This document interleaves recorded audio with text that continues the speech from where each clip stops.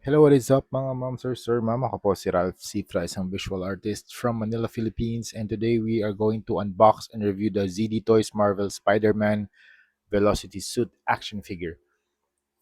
Thank you very much, Laroanan, for providing this figure for unboxing and review. Yan. Kung gusto niyo bumili ng mga ZD Toys na Iron Man, Spider-Man, punta lang kayo sa Laroanan on Facebook.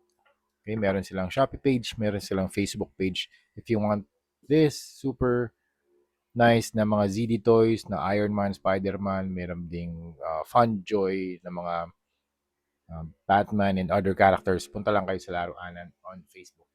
Okay, sa box, ZD Toys na logo, shot of the action figure, Marvel logo, Spider-Man, embossed siya. Tapos Velocity Suit action figure. Aside, you have the Zongdong toy na sticker and the Disney sticker na seal. Ibig sabihin, ito ay original and authentic. Hindi siya KO, hindi siya fake, hindi siya bootleg. Marvel Spider-Man, and you have the front and back shot. Tapos, meron din mga poses din dito. Actually, ito muna. Ito kasi yung nakita ko rito eh. Para ma-figure out na natin kung paano pinapasok itong mga web effects. Kasi dati, meron siyang butas dito sa kamay. Pero ngayon wala eh. Kahit anong hands, walang hole. Chinek ko na rin eh. Ayun, wala oh. Paano natin kakabit to? Yun yung problema ko dito kanina pa eh. Nagulat nga ako. Wala, walang butas. So ito kasi yung peg. Tapos dapat may peg hole dyan. Ayun. Ayun, nakalagay dito eh. Ayun. Dun sa shot. Actually, buti nga may reference din dito. Pero wala naman sa kamay. Fini-figure out ko kanina pa.